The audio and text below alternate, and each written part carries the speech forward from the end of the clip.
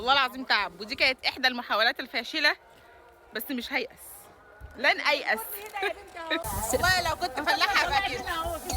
من اكتر الطرق اللي هتسبب لكم السعاده وتعزز النواقل العصبيه في المخ وتخليكم عايشين مبسوطين هي انكم تقوموا بتجربه جديده مع حد بتحبوه في طبيعه وهواء نقي، وده بيعزز النواقل العصبيه وبيخلي العقل يفرزها بطريقه طبيعيه. فعلشان كده انا السعاده بالنسبه لي عند خالته. لما بروح البلد خالتي هي اكتر مكان بحس بالامان وبحس ان انا مبسوطه عندها.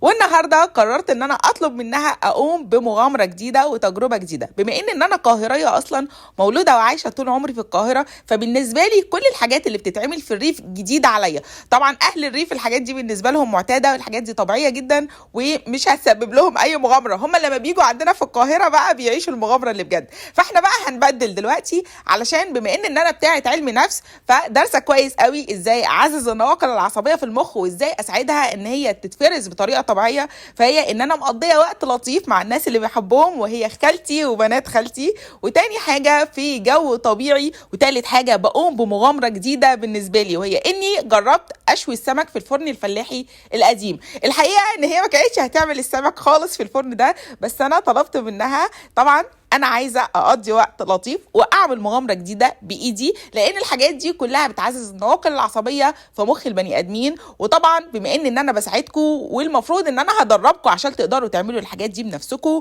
وتعززوا النواقل العصبيه في المخ بطرق طبيعيه، بعيدا عن السوشيال ميديا، بعيدا عن تناول حاجات معينه، بعيدا عن ادمان اي حاجه خاطئه. انا المفروض بعودكم وبعلمكم العادات السليمه الصحيه، ومن ضمن العادات دي هي اننا نقوم بمغامرات لطيفه ولذيذه. ودي كانت مغامره النهارده بالنسبه لي.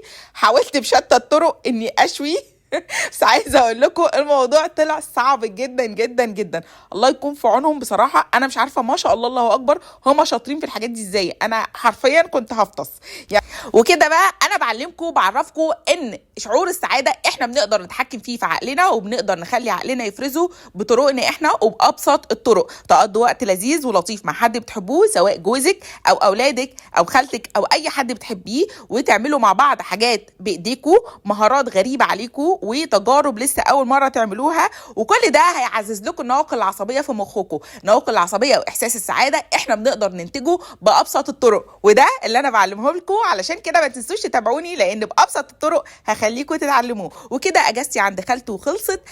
يلا بينا بقى نرجع القاهره مع بعض ونرجع لروتيننا اليومي واحنا بكامل طاقتنا وصحتنا النفسيه. والبنات خالتي وخالته انا بحبكم جدا.